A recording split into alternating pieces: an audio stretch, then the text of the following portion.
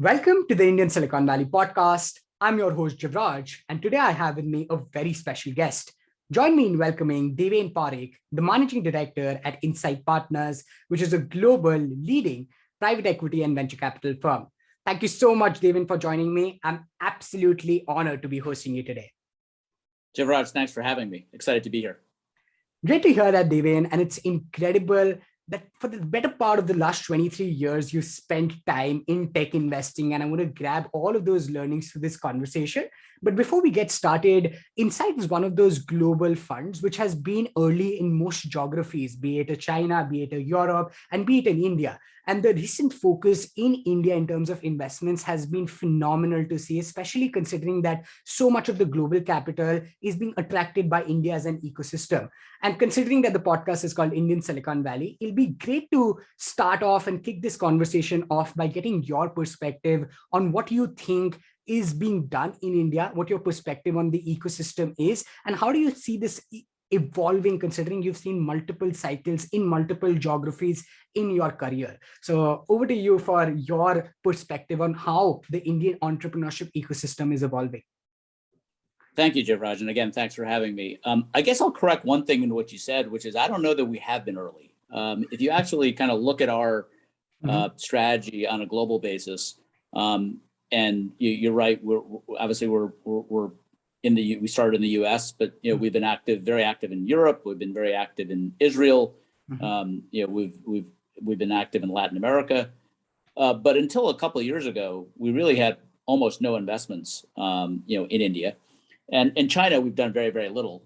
We think that there's a lot of capital in China that's local, and we never really thought that we could create any significant edge in China. But historically, we actually shied away from investing in India, and primarily because if you kind of look at the last big investment boom, it was in India. It was really e-commerce, driven, and I remember coming to India and meeting with a number of those companies, and at the same time I went to China and looked at the number of companies in China, and the conclusion that we came to at the time is the valuations were actually pretty similar at the time in China and India on a multiple of revenue, but India actually was way behind in terms of infrastructure for e-commerce, logistics, supply chain.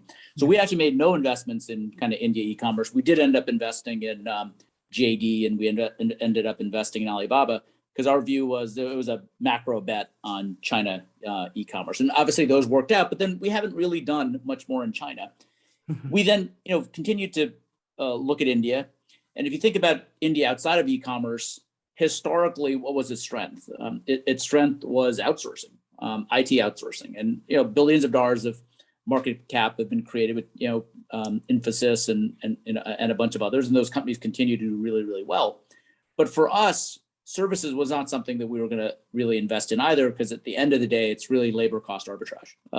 And over time, labor cost arbitrage declines because another market is cheaper, and it becomes harder and harder to kind of maintain margins. And also, there's really no operating leverage in services. As you grow your top line, you have to grow people. So the operating leverage that you see in software or kind of other intellectual property-based business models are kind of much harder to replicate. But then what we saw over the last 2 to 3 years, and frankly, a lot of people were obviously earlier to it than us.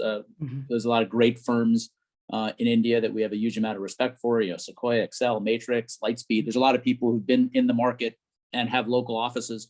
But what we started seeing was a different type of company. We started seeing software businesses where they were really focused on creating the intellectual property was created, in India, and there's some cost advantages of doing it there.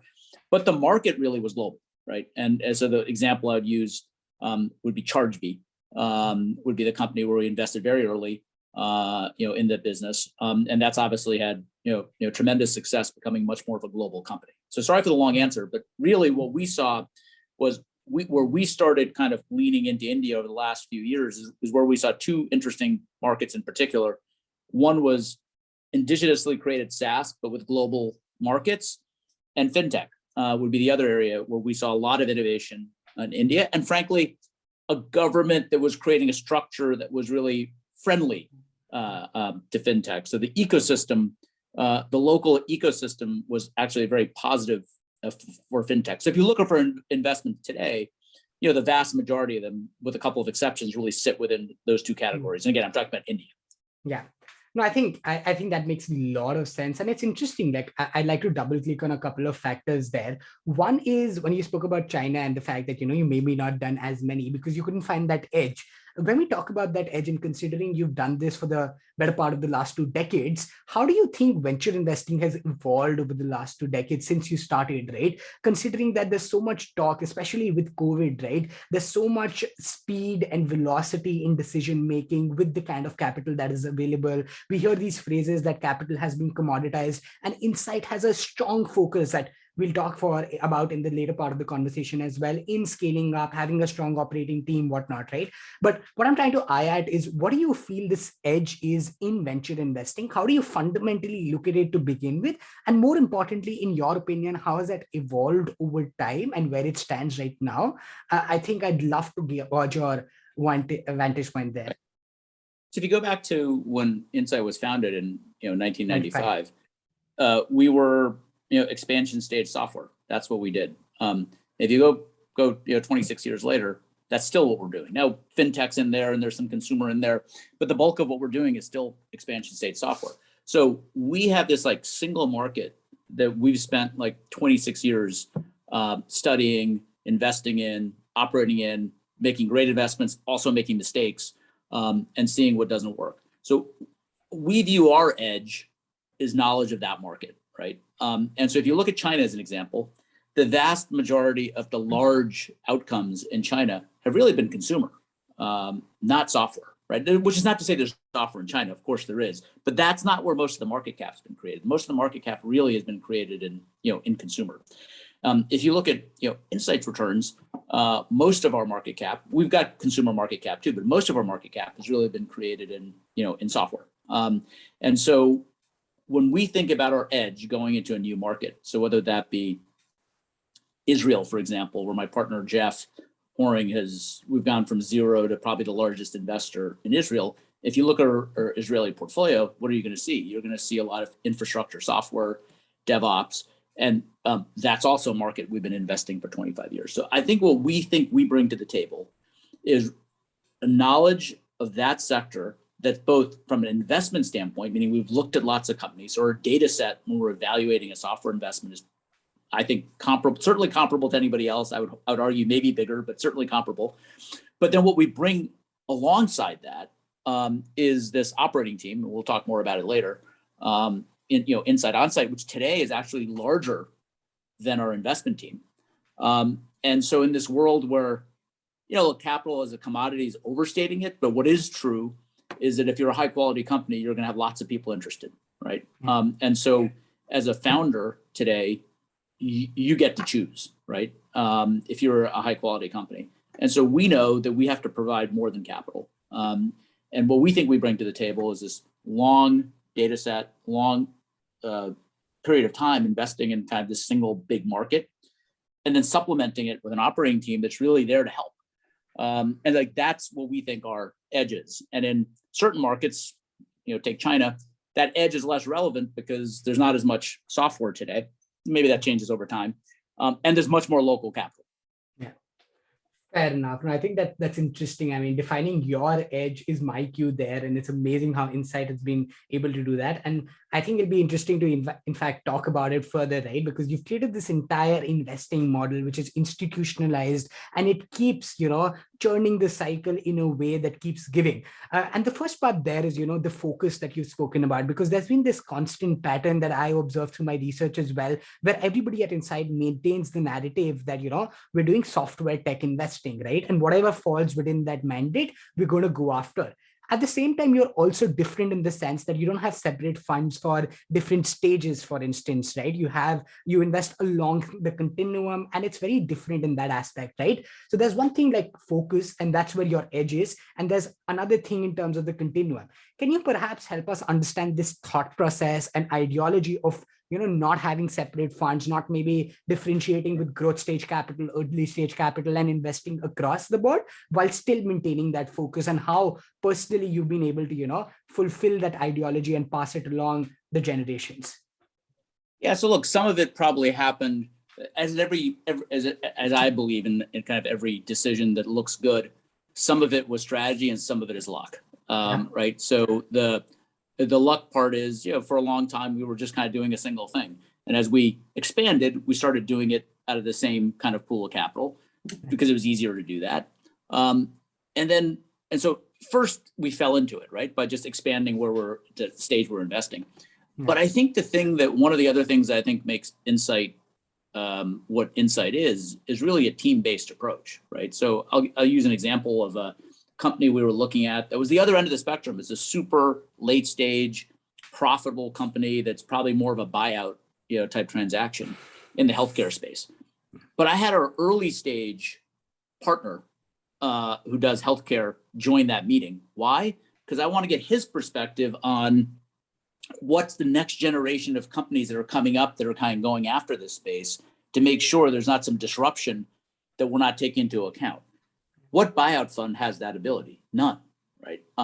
And because we're in a single pool of capital, he knows that if we do that deal, he's going to share in the upside in that deal as well. So he has every incentive to join the deal, even though that's not where he's going to spend his time, most of his time from an investing standpoint. So what I think it's really created is a true team-based approach. Everybody is kind of working together to evaluate whether it's a Series A deal, or a buyout, right? And so that kind of investing out of a single pool of capital has ended up having lots of benefits because we really can take a cross-functional approach, stage as well as industry. And so I love the fact that we have this kind of single pool of capital that we, do this out of. Now, over time, maybe there'll be, you might make changes to that depending on where the world moves. Like, I think one of the things that we always say is we're adaptable. And if we think it makes sense to change, we'll change. But right now, that strategy's worked really well for us. Fair enough. I think that makes sense. And I love the fact that, you can utilize the cross-functional approach and expertise across the spectrum, considering you had the liberty to do that instead of creating... If the early stage partner just has economics in the early stage fund, and I ask him to come join a meeting for a buyout, it's going to be his lowest priority because he has no stake in it. But making sure that he's got the same economic stake across everything we do makes everybody want to be, have a team approach. Absolutely. And I think that makes it as collaborative as it gets and gets the collective insights going. Further from there, I think another very interesting approach is to not have local offices in international markets where the fund is investing, right? This is an approach which has been taken by multiple funds across the globe, and that's worked well for them. Can you maybe help us understand, what the approach for Insight has been and how do you look at that? Why not have an Indian office, for instance, right? And maybe things around that spectrum and what your thought process has been there. So, and we might have one at some point, but I think that one of the things that has worked well for us, the problem when you put an office somewhere and you hire a team, the team feels like they have to do deals, right? They have to do deals.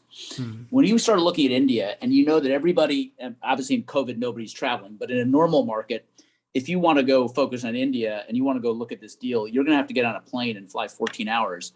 You're going to be really sure that it makes sense to kind of focus on that deal, right? So what we don't want to do is go into a new market, put a bunch of people there who then feel like they have to justify their existence by investing, right? Where by doing it remotely, the bar goes up. People are like, well, I could just invest in the US or I could go invest in India. So India better be a really interesting opportunity, or Israel better be a really interesting opportunity. And then Israel, I think we had 30 portfolio companies before we opened up an office. And now we have 2 or 3 people, in Israel. And that might grow over time because I think we're up to 45 or 50 companies in Israel now, right? But we will probably have the smallest office of anybody in Israel with the largest portfolio. So I think that our approach is make sure that it's a market that, you believe that is going to scale over time, make sure that you can justify investing in it without having people on the ground. And then as you build a portfolio, make a decision as to whether or not it makes sense to put people there to support the portfolio. Fair enough. I think, just committing to the ethos as opposed to the physical landscape is what I'm hearing. But, going to another interesting factor where Insight has been very evident to also ensure that, you have this scale up team, which is the on-site, and you have a very strong sourcing funnel where there are folks who are specifically, hunting for the best companies out there across the globe. Talk to us about having this sort of a lens to investing, because, very often when we speak to investors, the ideas about, how to identify the best companies, what kind of due diligence to do, what kind of a thesis to do, whatnot, right? But taking an approach wherein there is a large amount of emphasis on the operating funnel and defining the edge that you mentioned previously, and also having a large amount of focus on sourcing, right? And being very evidently clear about it. If you can share any lessons on both of those funnels, I think that'd be very interesting for every budding entrepreneur as well as investor listening in. I'm going to use I'm going to use a very, very different analogy, right? When somebody is buying a house or moving into an apartment, you go look at the first apartment and, you're not sure whether or not that's the one. And you look at second apartment. And by the time you look at your 10th apartment, your 10th house, when you walk into one, and I know that what's important to me is the light and the view and the terrace and whatever it might be, right? We believe that in order to refine your view of what you want to invest in, you need to look at everything. Now, we want to have total market coverage in the markets that we focus on, right? So do we have total market coverage in consumer companies? I mean, in kind of consumer products companies? No, because that's not where we focus our time. But we want to have as much, we want to see as high a percentage of everything in our space as we can, because we think that it hones our view. And 65% of our deals are sourced by our kind of outbound team, like the team that's out there, talking to people. And by the way, we don't just talk to companies. Like we talked earlier, like there's some great investors on the ground in India. We're building relationships with them. We're talking to them as well to try to find out what in their portfolio that going to them to ask them what in their portfolio is doing well. So we're talking to companies directly. We're talking to local investors. We respect the fact that in all of these places, there's some really smart investors who've been on the ground for a long time. And, we're not, we want to leverage their knowledge and expertise. Got it. No, I think that's very interesting. And again, I'm hearing a constant focus on being very particular about the kind of values and principles that Insight stands for, and then building the team accordingly and standing for it and defining the value for the founders, which I think is super interesting. I think, going to the other gear and understanding to more about what you've learned from all these years of investing in some phenomenal companies. I'm sure your portfolio boasts of some generation defining companies, if I may call it that, be it Twitter, Alibaba, checkout.com, or whatnot, right? The list goes on. But the most important aspect around venture investing, which is interesting, and this is something that comes from the community as well, is that given that venture is a sport of identifying outliers, right? And across the tech landscape, right? How do you make this a repeatable process, or what have you learned in terms of just identifying these outlier companies? If you can maybe share us your method to the madness, right? If there is any, that would be super interesting, Deven, in terms of what you feel are the ingredients that go into identifying some of these outlier companies that become generation defining over time. Well, I think the dirty little secret of venture is none of us are particularly good at knowing which ones will be the generation defining, right? So I think if you talk about any of those companies, I could give you a long list of other companies. I don't think when we wrote the check, we knew this was going to be a generation, defining company, or a company that's going to be worth $40 billion or $100 billion. So what are we doing? We're really in the business of trying to find great companies with great teams in big markets.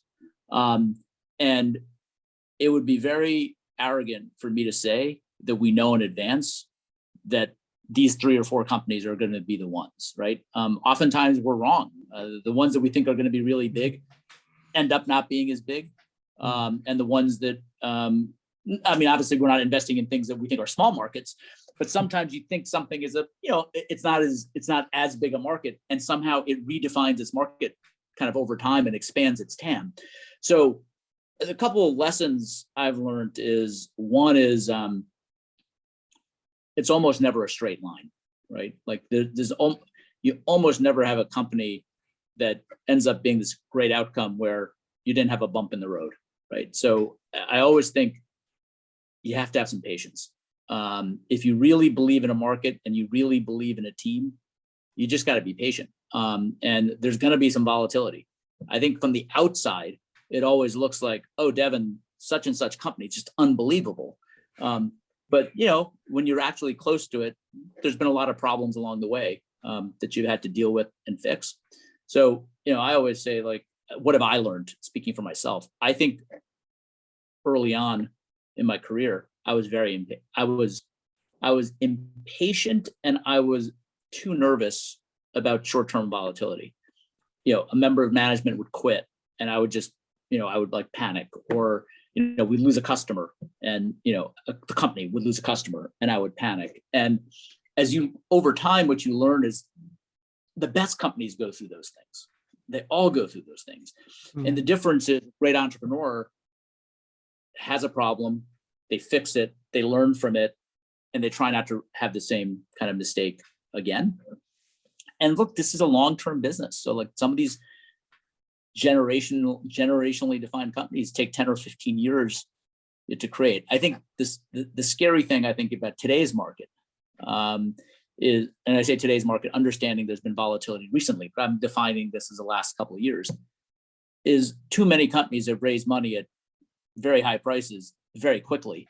And I think both founders and investors probably think it's too easy to be successful. And in some ways, having to fight a little bit to kind of get there has some value.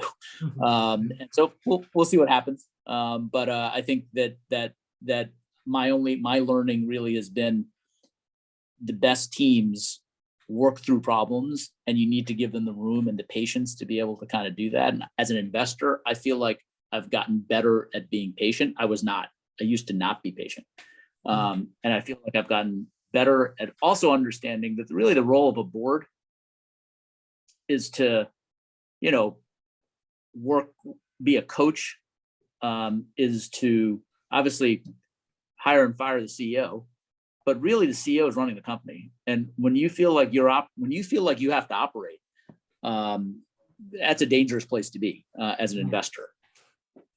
Got it. No, I mean, that's very fascinating to hear, in the sense that you talk about it being a patient journey, and you talk about it not being a straight line. And I think that's just such an important life lesson as well, beyond everything. But it's interesting that you mentioned about, the best founders and how they navigate certain scenarios, right? And considering that you got an inside view to so many of these journeys, which we can see maybe one day and call it an overnight success, but it's not. If you can walk us through what you have learned over time about some of these outlier founders, right? Some of these folks, or teams, in fact, for that matter, right, who have just been out there perseverantly and created magic, maybe out of thin air, maybe where people could not believe in it, right? Because I'm guessing the best kind of disruptions have happened in spaces where it was not as obvious, right? So if you had to walk us through what some of these founders radiate in terms of energy, in terms of characteristics, in terms of character, that would be super interesting to hear, Deven. Yeah. I think a few things. One, I think they're really passionate about their problem. And one of the things kind of I look for when I'm talking to companies is, are they picking a market that they're really passionate about, or are they picking a market because they think it's, easy to raise venture money in, and it's so they tend to be really passionate about the market and the problem that they're solving, right? Two, my experience is they tend to be extremely competitive people, and they know all their competition really well, and look, I never played sports as a kid, so this is my sport, right? Venture capital is kind of my that's the best I can do on sports. So the same competitiveness that people feel when they're playing tennis or they're playing soccer, I feel about what we do. And so I find that the best CEOs are super competitive, know their competition, know what they need to do to try to beat the competition. Third, they're amazing recruiters. The best founders are amazing recruiters. And 1 and 2 make you a better recruiter. If you're not really passionate about your problem, it's hard to convince other people to follow you up the mountain, right? But when people really believe that you're in it for the right reasons and you really are passionate about the problem that you're going to solve, then you can get people to follow you as well. And then the fourth thing I think they have is grit, right? Like, which is it's a hard thing to define. It's a hard thing to kind of test for. But as I said earlier, almost no deal is a straight line. And some founders, when they hit a roadblock, they panic. And there's others who just either they climb over it, they break the wall down, they go around the wall. One way or the other, they kind of get through it. And they go through it, they learn something from it, and they try not to make that kind of same mistake again. Those are, to me, like the 4 kind of common characteristics in all of my kind of great founders. And while they sound very kind of basic and kind of motherhood and apple pie, to use an American term, it's hard to find all 4 in a single person. Yeah. I can imagine that. And I think all 4 of those simplistic points, yet, let's say intuitive, yet not very commonly seen factors, I think is what compounds in founders. And that's what makes them so special in nature. So I love that. I think that's going to be my secret formula going forward. But, on a more personal level, Deven, it's very interesting that considering in venture, so much of it is, let's say, talking about pattern recognition, identifying, what's worked in the past, what hasn't worked in the past, and then utilizing it, even with your house analogy for that matter, right? But very often does that, can that tend to get in the way of what you're doing as well, considering that, when we talk about the generational defining companies, they probably don't fit most patterns, right? So if you can perhaps talk to us about this double-edged sword that experience gathers for you, how do you perhaps navigate it as somebody who's still staying young in the sport, as somebody who still has a lot of firepower and is not letting, let's say, experience go against him or her? That would be super fascinating to hear from you, Deven. First of all, I think I'll speak for myself. I'm still making all those mistakes, and I think anybody, I can't speak for other people, but I'm still making all of those mistakes. Look, it's impossible, almost impossible as a human being to not have biases. Anybody who says they have no biases is probably not really telling you the truth. You might not know about your own biases, and the biases might be implicit, but the biases exist, right? Example, early on at Insight, we'd lost money in payments. And so for a long time, we didn't do payments because it was like, oh, payments is bad because we lost money in payments. Well, no, we probably just made the wrong investments, right? It wasn't the market was bad. We just made the wrong investments. But we had that bias as a firm for a long time and only changed it recently, like in the last few years. The second is we're just as guilty of anybody of overthinking things, right? And the example I always use is Uber as an example of a company that we passed on, right? And early, so not late, relatively early. And why did we pass on it? Well, we did an analysis on the market size. At the time, Uber was really only in New York and San Francisco, and expanding, but at that point, they weren't international. They were really in the US. And we looked at the total market size of the New York cab market and the San Francisco cab market. And I don't remember the number anymore, but for argument's sake, let's just say it was $500 million. And the valuation was multiples of that. And we said, well, how can you pay multiples of the total market size, right? It doesn't make any sense. So we passed. What we didn't take into account is that when you take an experience that in San Francisco in particular was a horrible experience. I mean, ordering a cab in San Francisco was not a good experience. You had to wait 20 minutes. Oftentimes the cabs didn't show up. And you took that experience and you made it a magical experience where people could press a button and it would show up. The market size would increase dramatically. And that's, of course, what ended up happening. So what was our mistake there? Or our mistake there was thinking TAMs are static, right? And TAMs aren't necessarily static. Now, will we make that mistake again? I'm sure we'll make that mistake again in some other market.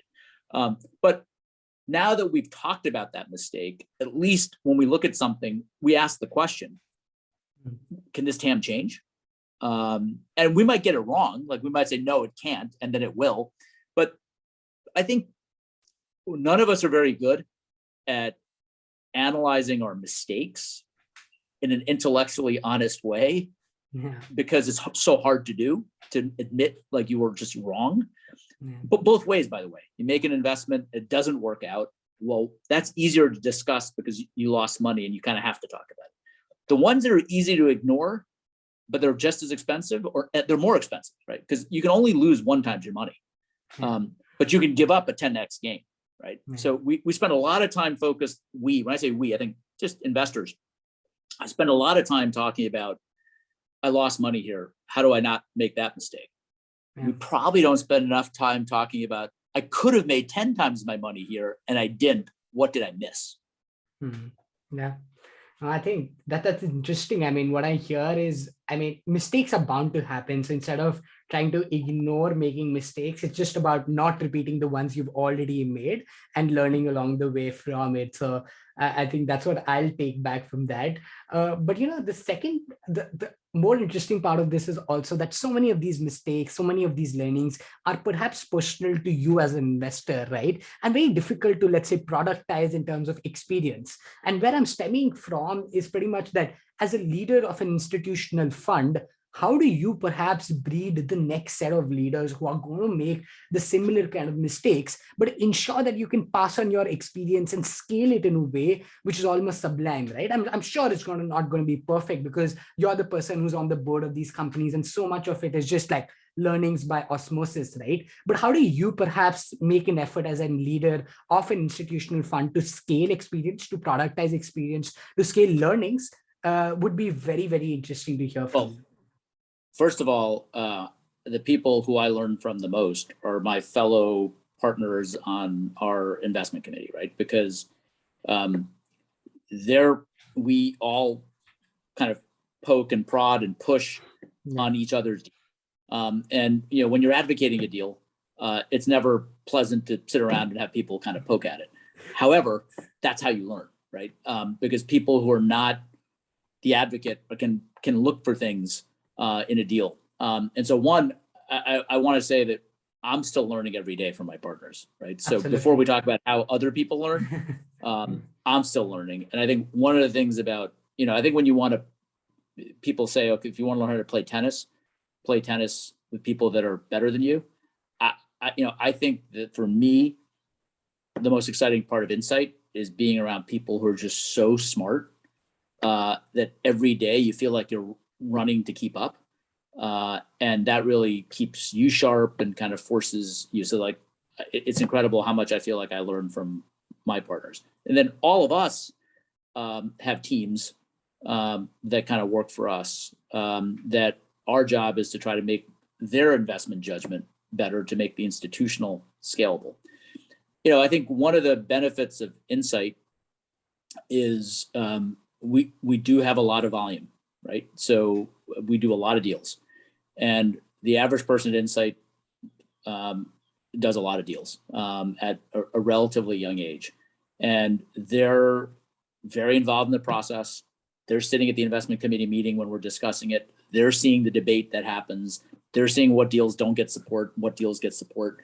The challenge at a firm where you might do 10 deals a year is you just don't get to see a lot of decisions.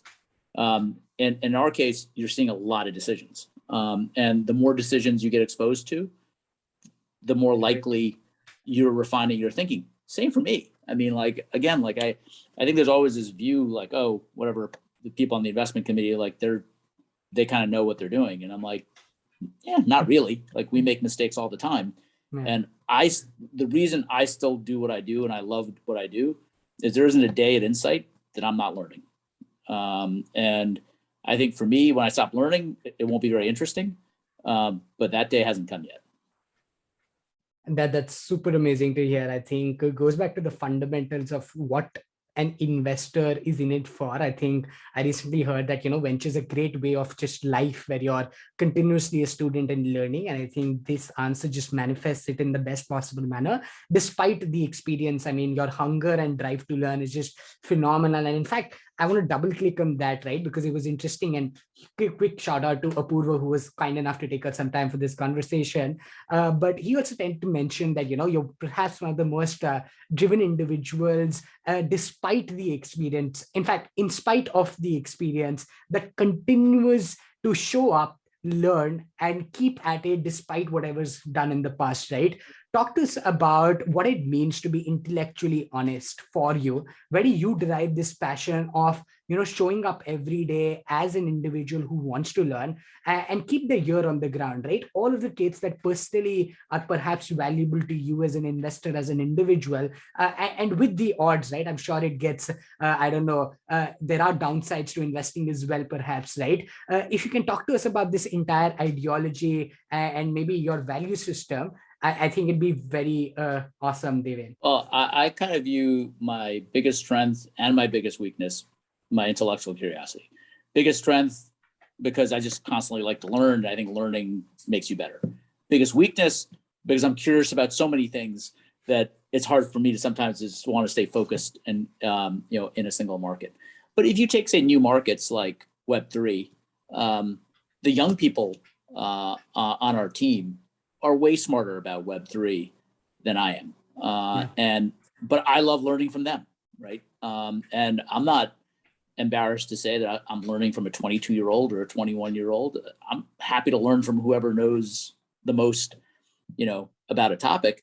And for me, I like learning because I like to invest, but I also just like learning because I like to learn, right? It's intellectually interesting for me to learn about Web3 because it's just something new to learn about, or next generation trends in digital health, or fintech in emerging markets, the evolution of fintech in Africa, like all these such exciting trends that are out there. They're just fun to learn about, even if we never made an investment. And now to be able to take something that you find intellectually stimulating, independent of investing, and then get to apply it to your job. I mean, it's why I feel like I have the best job out there. Certainly, I think that just reinforces so much of the belief and curiosity that we as youngsters have for our respective ecosystems and the globe, considering entrepreneurship is so disruptive in nature. But, stemming from there, another part of, doing this series of talking to folks from beyond the Indian ecosystem is to understand from your experience as to how maybe things are evolving and where India is in its journey to maybe, become the frontier for global technology. So without being comparative or relative in nature, if you can talk from experience as to, what the US ecosystem has seen in multiple cycles, maybe in terms of the risk and reward aspect, maybe in terms of the capital and the kind of capital, as well as the volume of capital that's flown in, and vis-a-vis, let's say, what India is going through. If you can maybe double click on the multiple cycles that have been in venture and where we currently at it with a relative space, I think that will be helpful for young entrepreneurs in India looking at a global pool of capital and choosing their next set of partners to understand where things head. So I would love to hear your thoughts there, Deven. Yeah, look, it's always hard to know where we are, like in a cycle. Cycles kind of come and go. So the first thing I would say is that, as you're picking a partner, the first thing I say to founders is when you're picking a partner, just make sure you're picking somebody, and there's people other than Insight who fit what I'm about to say, that are in it for the long term, right? That have been in the market for a long time, that will be here for a long time. Insight will be around long after, I'm gone, and Sequoia will be around long after the current partners are gone, and as will Excel and other, many of other firms. So, pick somebody who's going to be there for the long term. They're not there just because the markets are, hot right now, and then they're gone when the market gets cold. I think that's probably the most important thing. But look, the thing that India hasn't yet really proven, notwithstanding there have been a couple of IPOs, Paytm and Zomato and like a few others, there's not really yet a robust exit market, in India. If you compare that to Europe, or you compare that to the US, you compare that with a lot of other global markets, exits aren't really a proven thing right now, right? And it's unclear how much tolerance the Indian markets have for companies that have losses. I know some of these companies do have losses, but they haven't necessarily traded particularly, well, in the market. So where in the US, there's more of an established group of investors who buy stocks and companies that are growing quickly, but have losses that can prove their kind of unit economics. So in the end, in order to have a robust long-term capital market, you need to have the opportunity to have exits, and those exits can be both IPOs as well as kind of strategic exits. And that's important for more than one reason. It's not only important because investors need to, make a return at some point, but if you look at Silicon Valley, who ends up being the next generation of founders, right? Well, if you leave Stripe today and want to raise venture capital, it's not so hard, right? If you leave Facebook as an AI engineer and want to raise venture capital, it's not so hard. So you need to have, and those people not only become founders, but they also become angel investors, right? So the founder of Chargebee is going to be an angel investor, right? Because he's going to be successful. People are going to want, advice from somebody who's successfully scaled the company. So you need to have success, not just because investors need returns, but founders need to have returns. Employees need to make money. Those people then leave and form other companies, and that's how you create an ecosystem.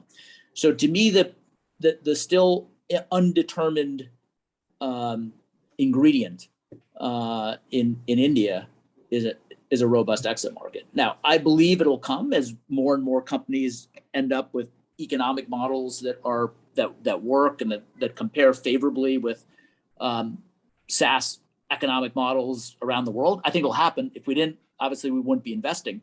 My point is, it's not yet proven. Yeah. And so I think that needs to happen to keep the capital flow. Absolutely. To keep the capital flow going. China, in contrast, has shown a very robust, putting aside some of the challenges currently, it's shown a robust market from an exit standpoint with a very strong public markets for companies that have gotten to scale. Absolutely. I think that's absolutely bang on. It's hitting the right nail on the head, because there's so much talk around, the exits. We're seeing some already. We're seeing the valuations go up, and hopefully, it'll become an ecosystem where more retail investors participate in the dawn of technology in India. But that's wonderful to hear, and especially coming from you. I think, Deven, this has been spectacular, where we've covered a bunch of things that uncover, the insight model, your personal learnings, and also venture as a whole, and gives us a perspective of you on India. To end this conversation, I have a couple of last two final questions on your personal journey. And this is a series of similar questions that I end each conversation with. The first one there is pretty much around, let's say, scalability as an individual, right? Because we often talk about, companies scaling and growing at, let's say, 10x, 100x, whatnot over time, right? But we often forget the folks who have built it and how they've scaled personally. And here too, it's a more of an evolutionary thing. But if you were to, help us understand how you had grown in terms of the experience and characteristics and the character you've built with time as an investor, what would you like to express, and how has this journey been for you from an individual standpoint, where, you spoke about how you become more patient, you spoke about how you've gained this vantage point where you're, trying to define the edge in all of that. But if you had to talk about a more personal evolution in terms of what makes you a 100x investor from who you were in 2000 versus who is Deven in 2022, that would be phenomenal.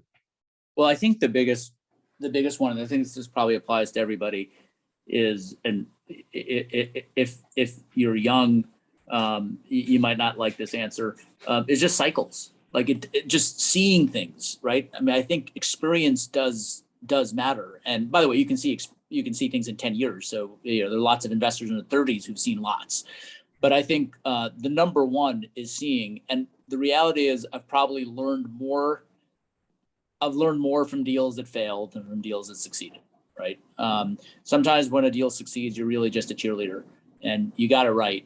But when something fails, you really have to kind of dig into a business and really understand, or something's going to fail or not doing well. You really have to. So as hard as this is, the advice I'm about to give, the harder it is, lean into your failures too. And when I say lean in, I'm not saying spend tons of time on them or don't spend time on your winners, but don't view those as a lost. to not spend time thinking about them is a lost opportunity, because I feel like you learn a lot from your failures and analyzing them and thinking about them and even working through them. I talked about patience. Third is, and I talked about this too, but it's I think that when, as an investor, you stop being eager to learn, it's probably time to kind of hang up your spurs. Because this is a business where if you're not reinventing yourself and reinventing your knowledge base constantly, you're going to quickly become irrelevant, because there's lots of younger people who are coming up who are willing to invest the time to learn those things.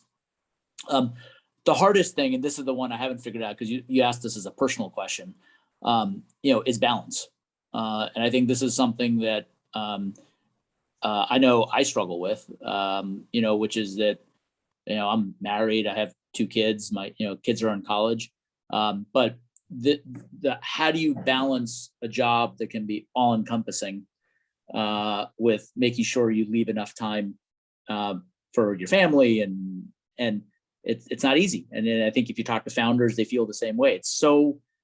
Being a founder is such an all-encompassing thing. It's easy to drop the ball on the rest. And there have definitely been periods in my life that I feel like I've dropped the ball on the rest by being so focused on this. So I think you have to try to be, and I'm not great to give advice on this, as people who know me, because I'm pretty single-minded. But I think the advice I'd give people earlier in their career is to be intentional about this. Like, you have to think about it. You have to think about how much time you're going to spend on work and how much time you're going to spend in other parts of your life, and be careful, because it's easy for this to become everything. That's very, very, I think, candid and a lot of food for thought. And in fact, I mean, I don't know, quickly double picking there, do you like, is the notion that a balance is necessary more important than defining what your balance is? I mean, what do you think about that? Like, I think everyone's balance is different. I think when people say, work-life balance, I don't really know what that means, but I think that what it really is, and for everybody it's different, right? Like, and what every relationship is different, but I think it's knowing that I think what happens is it's very easy to just get wrapped into something and think about it 24 hours a day, right? Particularly in this business. I mean, tech's constantly changing. And so I think you have to just step back once in a while and say, okay, am I balanced for myself? And everybody's definition of that can be different, right? Some people maybe can work 17 hours a day and still feel like they're balanced, and other people might work 8 hours a day and feel like it's too much. I think this is a personal thing. And everyone's definition of what time they need for their relationship and what time they need for their kids, and frankly, what time they need for themselves, right? Because I don't think you can be great at anything unless you're also maintaining your health, which means you need to be focused on fitness, and you need to be focused on eating right. And there's a lot of things that it's easy to forget about in this kind of, in being a super competitive founder or being a super competitive VC. And all I would say is just try to be, every quarter, every 6 months, try to step back and say, okay, how do I feel about my own personal balance? And I don't think you have to compare with other people, right? You have to compare with yourself. Right. No, I think that's wonderful to hear, because it talks about just being, I think, the intentionality and being deliberate about just being cognizant of where you're spending time. If you're just cognizant about it, you're probably going to do a better job of it than if you just go into every day and you never think about it, right? I mean, it's just much easier. Like, we all have been doing this in COVID, Zoom back to back to back to back. None of us probably sit back enough and think, okay, am I spending my time on the right things? Am I doing the right Zooms? Am I spending my time on the right things? And I think just stepping back, you have to do it every day, but even once a quarter, and just taking inventory, and just forcing yourself to take the time to think about it. I think a lot of people would be better off, probably myself included, if we did that more. Yeah, no, I think certainly I absolutely love that thought, because I think it's one of those things that, get missed amidst the entire culture of the hustle aspect. But I think it's just so important to echo it out loud. And I love the fact that you mentioned it. Thanks, Deven. For the final question, I think pretty stereotypical in nature, yet, one of the most important things in venture, I'm guessing, is also the intangible human relationships you end up building, be it with folks, fellow partners, with peers, with folks in the fund itself, or be it with the companies that you partner with their teams, with the funders, right? If you had to lay down maybe what fundamentally boils down in these relationships, and how do you think you've been able to cultivate it over time with the numerous founders you've partnered with your fund in itself? I think that on a more qualitative basis of what it means to be an investor would be very fulfilling and refreshing to hear, and a great note to end what has been a great conversation. So I think the challenge is that COVID has really been a challenge on this, right? It's been much, much harder to actually build those personal relationships. And so I missed that. I missed that during COVID. And look, I think, everyone has their own way of building relationships. And it's one of the things I tell, people who work for me, like, you don't have to model the way you build a relationship after me. You should build it based on what you're comfortable with, right? So some people might say, hey, I like to bond over golf. And some people might say, I like to bond over having dinner. But I think there's a common thread. And there's a common thread, whether you're playing golf or you're having dinner or you're having drinks or you're going to a party with a founder or a partner. I think people have to feel like you're in their corner, right? People have to feel like you're there for them, not only when things are good, because that's easy. It's easy to be there for people when things are good. It's harder to be there for people when things are bad, right? And I think when people feel like you're in their corner, then you can actually have pretty frank conversations, and you can disagree, and you can debate, and you can have fights. And when I say fights, I mean debates, and it's fine, because there's like a fundamental trust that you're going to be there for them in good and bad. And so it's a hard thing to do, and it's harder to do on Zoom.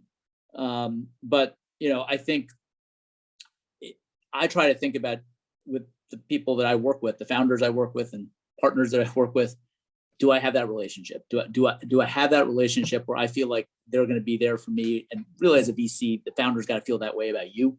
And what you hope as an investor is that they're always going to be transparent with you, right? And if they trust you, they will.